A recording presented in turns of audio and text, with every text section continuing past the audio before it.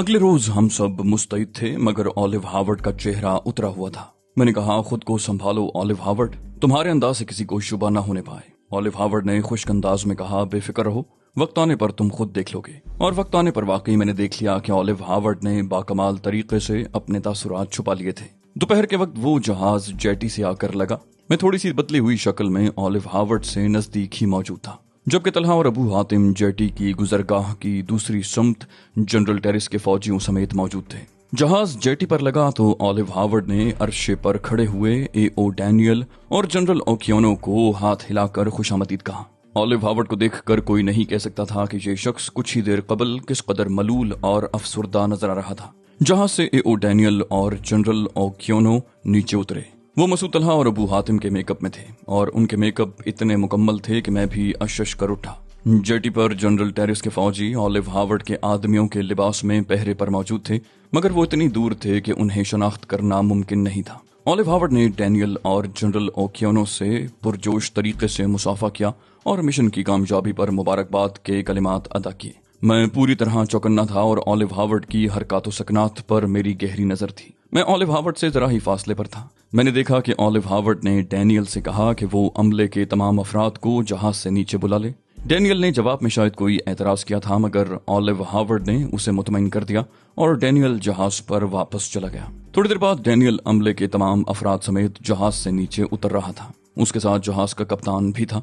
नीचे आने के बाद उन सब ने ऑलिव हार्वर्ड से हाथ मिलाया और फिर हार्वर्ड उन सबको साथ लेकर चल पड़ा। जहाज बिल्कुल खाली छोड़ दिया गया था। जेटी से जजीरा अनकोरो पर तामीर शुदा रिहाइश गाहों का फासला भी बहुत ज्यादा नहीं था। ऑलिव हार्वर्ड उन लोगों से गुफ्तगू करता हुआ चल रहा था। अमले के सारे अफराद उसके साथ थे। मैं दानिस्ता सबसे पीछे था। वो लोग सुरंग नुमा रास्ते में दाखिल हुए तो मेरे साथ वो 4 अफराद भी आ मिले जो उन लोगों को अकब से घेरने पर मामूर थे। ये अंदाजा करना मुश्किल नहीं था कि ऑलिव हार्वर्ड ने उन लोगों को जरा भी मशकूक होने का मौका नहीं दिया है। वो सब बड़े मुतमईन अंदाज में बातें करते हुए चल रहे थे। वो लोग रास्ते के वस्त में पहुंचे तो सामने से अचानक कई मुसल्ला फौजी नमूदार हुए और तमाम लोगों से हाथ बुलंद कर लेने को कहा। डैनियल, ओकियोनो और उनके सारे साथी इस अचानक उफ्ताद पर दम बखुद रह गए। उनके संभलने तक वो लोग हर तरफ फौजियों के नरगे में आ चुके थे। फिर डैनियल और ओकियोनो दोनों ही संभल कर ऑलिव हार्वर्ड की तरफ पलटे और उससे कुछ कहा, मगर ऑलिव हार्वर्ड का तो सर शर्मिंदगी के मारे झुका हुआ था। उसने कोई जवाब न दिया। जनरल ओकियोनो ने गुस्सीले अंदाज में हार्वर्ड का गिरबान पकड़ लिया। वो उसे झंझोड़ रहा था, लेकिन ऑलिव हार्वर्ड जैसे गुस्सावर शख्स ने किसी जवाबी रद्द अमल का इजहार न किया। उसके चेहरे पर गम आलूद बेबसी तारी थी। जरा ही देर के अंदर अंदर फौजियों ने उन सबको जकड़ लिया और उन सब के हाथ पुश्त पर बांध दिए गए। फिर मसूद तलहा और अबू हातिम बरामद हुए और जनरल ओकियोनो और A.O. डैनियल उन्हें देखकर सकते के से हालत में रह गए। मसूद तलहा ने मुस्कुराते हुए A.O. डैनियल को देखा और बोला, तुम दूसरों को बिल्कुल ही बेवकूफ समझते हो। देख लो तुम्हारी खुशफहमी ने तुम्हें किस हाल को पहुंचा दिया है। उसने डैनियल की गुद्दी पर एक घूंसा रसीद किया। चलो आगे बढ़ो। तलहा जज्बाती नौजवान था, इसलिए उसने ऐसी हरकत की, वरना अबू हातिम बड़े तहम्मुल का मुजाहिरा कर रहा था। उन सबको कैद खाने में पहुंचा दिया गया। कैद करने से कबल सबकी जामा तलाशी ले ली गई थी और उनके पास कोई चीज भी नहीं छोड़ी गई थी। उन लोगों को कैद खाने में धकेलने के बाद मैं ऑलिव हार्वर्ड की तरफ मुतवज्जे हुआ।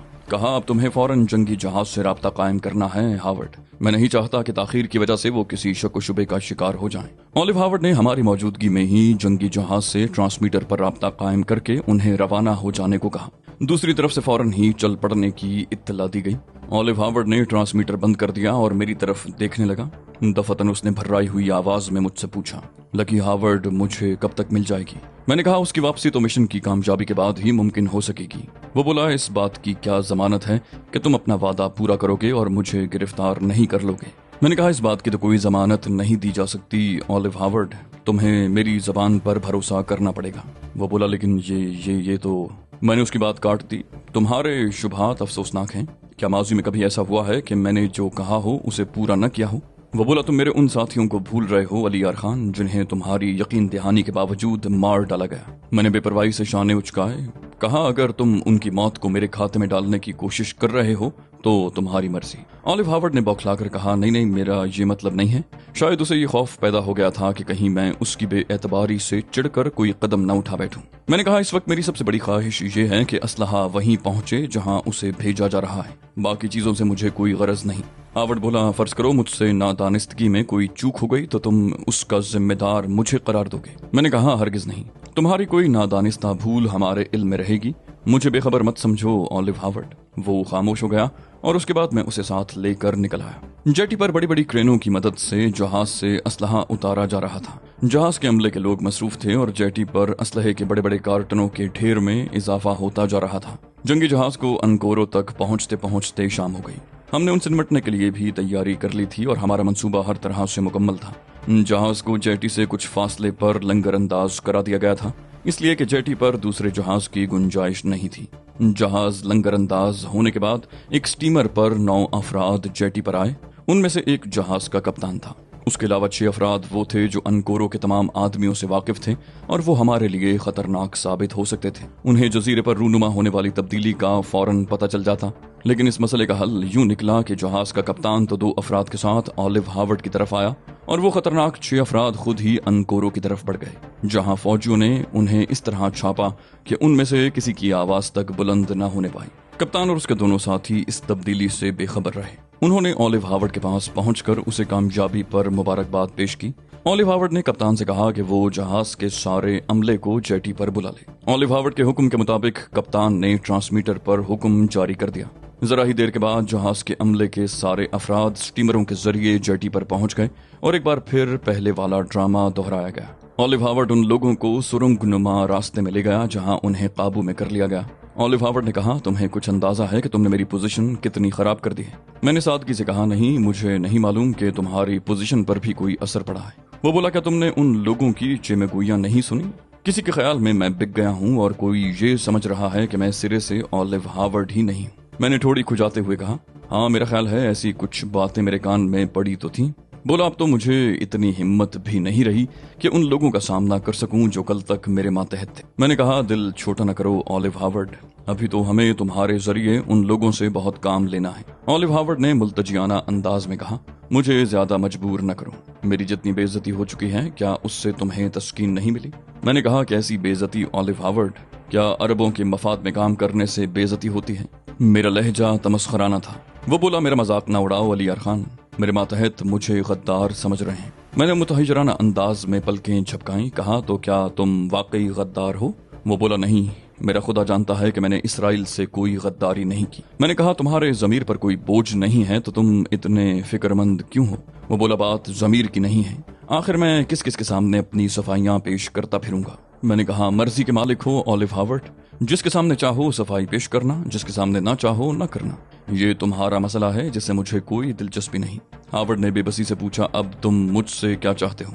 मैंने कहा, सुबह तुम हमारी रहनुमाई करोगे और जहाज के अमले के अफराद को इस बात पर तैयार करोगे कि वो असलहा जंगी जहाज पर बार करने में हमारी मदद करें। ऑलिव हावर्ड के पास हामी भरने के सिवा कोई चारा नहीं था। रात सुकून से गुजर गई।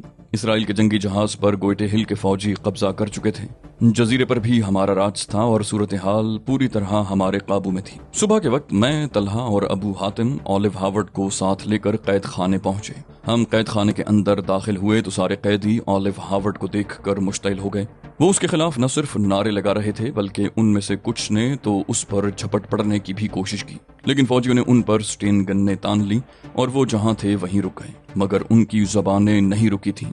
वो मुसलसल ऑलिव हावर्ड को बुरा भला कहे जा रहे थे। जहाज का कप्तान जनरल ओक्योनो और एओ डैनियल के साथ खड़ा ऑलिव हावर्ड को कीनातोज निगाहों से घूर रहा था। मैंने मुस्कुराकर ऑलिव हावर्ड की तरफ देखा और उससे नरम लहजे में कहा, इन लोगों को मुतमईन करने की कोशिश करो ऑलिव हावर्ड, वरना इनमें से कुछ कबल अज़ वक्त अपनी जिंदगियों से महरूम हो जाएंगे।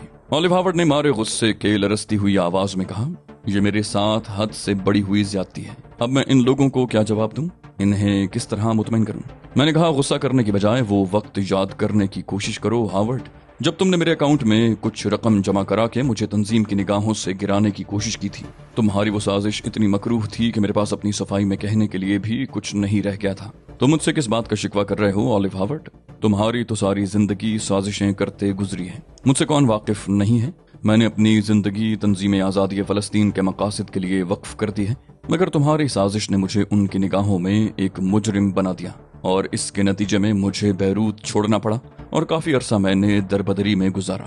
دراصل ہمارے درمیان حساب کتاب کا توازن بگڑ گیا ہے، مجھے تمہارے بہت سے حسابات چکانے ہیں۔ کل تم نے میرے ساتھ جو کچھ کیا یہ اس کا جواب ہے، اور اب یہ تم پر منحصر ہے کہ ان لوگوں کو کیسے مطمئن کرتے ہو۔ اولیو ہاورڈ کی پیشانی ارقالود ہو گئی اور وہ خوفزدہ انداز میں ان لوگوں کو دیکھ رہا تھا جنہیں اگر سٹین گنوں کا خوف نہ ہوتا تو شاید وہ اس کی تکہ بوٹی کر ڈالتے۔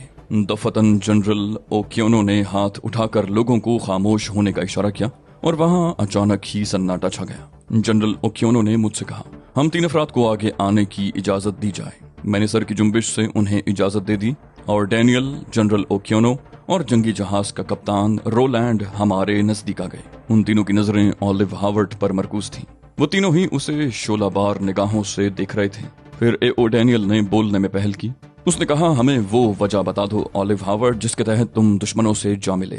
اس پلان کے 4 بڑوں میں تو تم خود بھی شامل تھے اور تم پر اس سارے مشن کی ذمہ داری بھی تھی۔ پھر یک بجک یہ تمہیں کیا ہو گیا؟ سارے کام تمہارے ہی پروگرام کے مطابق ہوئے۔ ہم نے اپنی جان جوخم میں ڈال کر 1 مہینے سے زیادہ عرصہ لائن آف کروزل جیسی خطرناک جگہ پر گزارا۔ تمہیں کیا اندازہ نہیں ہے کہ ہم نے یہ عرصہ کس طرح گزارا ہوگا؟ ہماری جانیں ہر وقت سولی پر لٹکی رہتی تھیں۔ ہماری ایک معمولی سی لغزش ہمیں اپنی زندگیوں سے محروم کر سکتی تھی، اور جب 1.5 ماہ کے اس جان گسل مرحلے کے بعد کامیابی نے ہمارے قدم چوم لیے تو پتہ چلا کہ تم دشمنوں سے مل چکے ہو۔ ہمیں بتاؤ اولیو ہاورڈ کہ تمہیں کیا تکلیف پہنچی تھی جس کی وجہ سے تم دشمنوں سے جا ملے۔ اولیو ہاورڈ نے بھرائی ہوئی آواز میں کہا، میں دشمنوں کی سازش کا شکار ہوا ہوں۔ جنرل اوکیونو نے گرج کر کہا، تم بکواس کرتے ہو۔ اگر تم کسی سازش کا شکار ہوئے تھے تو کم از کم تم ہمیں اشارتاً ہی مطلع کر دیتے۔ جنگی جہاز کی توپیں اس جزیرے کی اینٹ سے اینٹ بجا دیتی، ہم چوہوں کی طرح تو ان کے چنگل میں نہ پھنستے، لیکن تم نے ہمیں کوئی اشارہ نہ دیا، اور ان لوگوں کے درمیان تمہاری آزادی دیکھ کر یہ اندازہ کرنا بہت آسان ہے کہ تم نامعلوم وجوہات کے تحت دشمن کے آلائے کار بن گئے ہو۔ فلسطینیوں نے ہمارے خلاف جو سازش کی ہے تم اس میں برابر کے شریک ہو۔ خود کو اس الزام سے بری الذمہ ثابت کرنے کی کوشش مت کرو، بلکہ وہ وجہ بتاؤ جس کے تحت تم نے یہ بدترین حرکت کی ہے۔ اولیو ہاورڈ مضطربانہ لہجے میں بولا، میں کیا بتاؤں اور کیسے بتاؤں؟ جیسے بھی بتاؤ، لیکن تمہیں بتانا پڑے گا۔ کیپٹن رولینڈ نے اولیو ہاورڈ کے گریبان پر ہاتھ ڈال دیا اور پھر اس کا زوردار گھونسا اولیو ہاورڈ کے منہ پر پڑا۔ گوئٹے ہل کے فوجیوں نے میری طرف دیکھا مگر میں نے انہیں خاموش رہنے کا اشارہ کیا۔ اولیو ہاورڈ کا گریبان بدستور رولینڈ نے پکڑ رکھا تھا۔ اولیو ہاورڈ نے مدد طلب انداز میں میری طرف دیکھا تو میں نے ایک فوجی کو اشارہ کیا جس نے آگے بڑھ کر اولیو ہاورڈ کا گریبان کیپٹن رولینڈ کی گرفت سے چھڑا دیا۔ ڈینیل نے متنفرانہ لہجے میں کہا، یہودی قوم کا سر تم جیسے ننگے وطن شخص کی وجہ سے ہمیشہ شرمندگی سے جھکا رہے گا، اور یقین کرو کہ اگر ہم میں سے کسی ایک فرد کو بھی تل اویو پہنچنے کا موقع مل گیا تو ہم یہ ساری کہانی اعلیٰ حکام کو ضرور سنائیں گے اور انہیں بتائیں گے کہ CIA کا یہ معزول شدہ افسر اب فلسطینیوں کے ہاتھوں بک چکا ہے۔ یہ یہودی قوم پر بدنما داغ ہے اور اس کے پورے خاندان کو نیست و نابود کر دیا جائے تاکہ کوئی بھی فرد جس کی رگوں میں اس کا گندا خون دوڑ رہا ہو آئندہ کبھی اسرائیلی مفادات کو نقصان نہ پہنچا سکے۔ میں نے ہاتھ اٹھا کر کہا، بس بہت ہو گیا، اب تم لوگ پیچھے ہٹ جاؤ۔ ان تینوں نے مجھ سے بھی الجھنے کی کوشش کی مگر فوجیوں نے ان تینوں کو پیچھے دھکیل دیا۔ میں نے کہا، اب ان لوگوں کا انتخاب کر لو اولیو ہاورڈ جو کرینیں آپریٹ کر سکتے ہیں۔ ہاورڈ نے جھلائے ہوئے انداز میں مجھ سے کہا، تم حالات دیکھ رہے ہو، ان حالات میں کوئی میری بات نہیں سنے گا۔ میں نے چپتے ہوئے لہجے میں کہا، سوچ لو اولیو ہاورڈ۔ وہ بولا، تم سمجھتے کیوں نہیں؟ مجھے وہ طریقہ بتا دو جسے اختیار کر کے میں ان لوگوں کو کام پر آمادہ کر سکوں۔ میں نے کہا، ٹھیک ہے اولیو ہاورڈ، تم پیچھے ہٹ جاؤ، میں خود انہیں دیکھتا ہوں۔ اولیو ہاورڈ ہٹ گیا۔ میں نے کیپٹن رولینڈ کو اپنے قریب آنے کا اشارہ کیا لیکن وہ اپنی جگہ سے آگے نہ بڑھا۔ میں نے سخت لہجے میں اسے پکارا، میں تمہیں بلا رہا ہوں کیپٹن رولینڈ۔ کیپٹن رولینڈ آہستہ آہستہ چلتا ہوا میرے سامنے آ کھڑا ہوا۔ میں نے اسے پوچھا، جہاز پر کتنے کرین آپریٹر تھے؟ رولینڈ چونک پڑا، کیا مطلب؟ میں نے کہا، تمہارے عملے میں ایسے کتنے افراد موجود ہیں جو کرینیں آپریٹ کر سکتے ہیں؟ کیپٹن نے ہٹ دھرمی سے کہا، میں مطلب جاننا چاہتا ہوں۔ میں نے ہونٹ بھینچ لیے، کہا مطلب؟ اور پھر اگلے ہی لمحے میرا الٹا ہاتھ پوری قوت سے اس کے منہ پر پڑا۔ اس کا ہونٹ پھٹ گیا اور خون کی ایک پتلی سی لکیر بہتی ہوئی اس کی ٹھوڑی تک آنے لگی۔ قیدیوں کے انداز میں میرے لیے غیظ و غضب پیدا ہو گیا، لیکن گوئٹے ہل کے فوجی مستعد تھے اور ان کی سٹین گنیں کسی بھی لمحے گولیاں اگلنے کے لیے تیار تھیں۔ मैंने कैप्टन रोलैंड का गिरेबान पकड़ लिया। उसके गिरेबान को झटका देकर कहा, अगर तुमने 1 मिनट के अंदर अंदर मेरी बात का जवाब न दिया तो मैं तुम्हारी जिंदगी की जमानत नहीं दे सकूंगा। कैप्टन रोलैंड की आंखों में खौफजदगी के तासुरात दिखाई दिए। फिर उसने फौरन ही 6 अफराद की तरफ इशारा किया।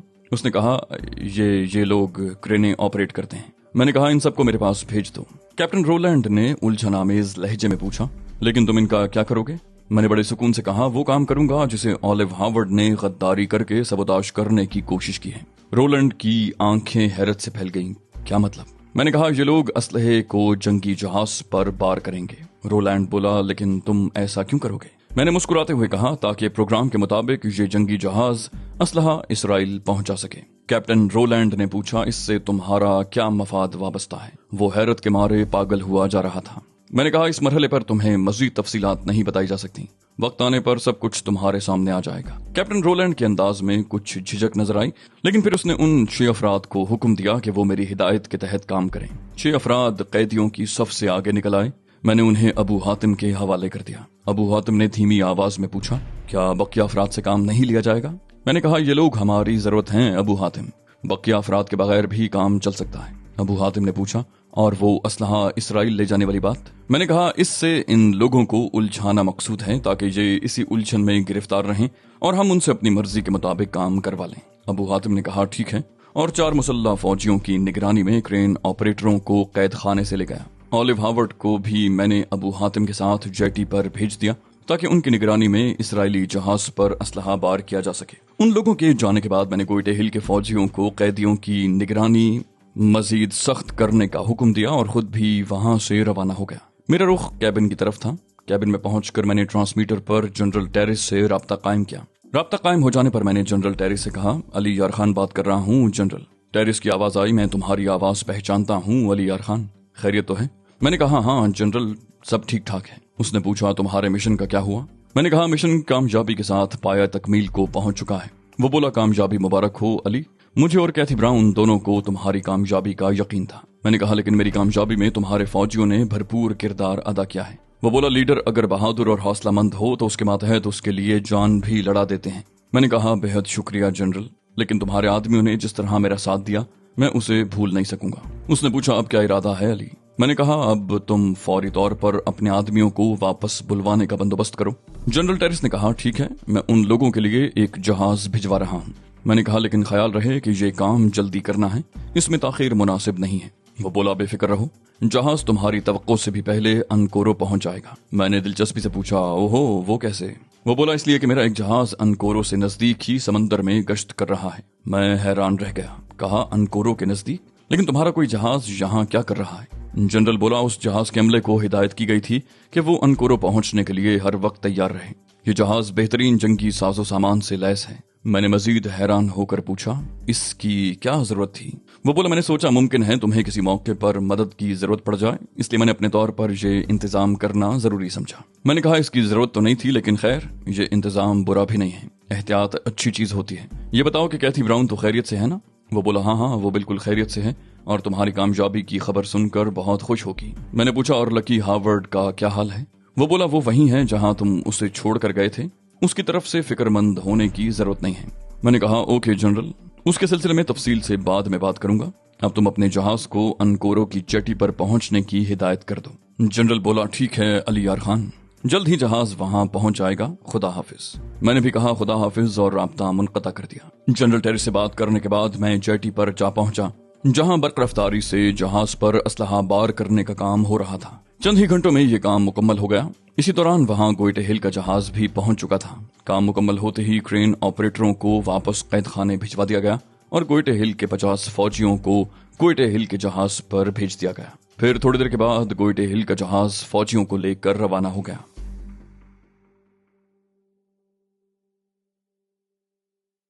तो दोस्तों, ये थी हमारी आज की एपिसोड। उम्मीद करते हैं आपको हमारी कहानी पसंद आई होगी। जाने से पहले इस वीडियो को लाइक कीजिए और शेयर करना मत भूलिए। कमेंट करके हमें बताइए कि आपको हमारी वीडियो कैसी लगी, और अगर अभी तक आपने इस चैनल को सब्सक्राइब नहीं किया तो इसे सब्सक्राइब कीजिए और बेल आइकन दबाकर ऑल नोटिफिकेशंस ऑन कर लीजिए।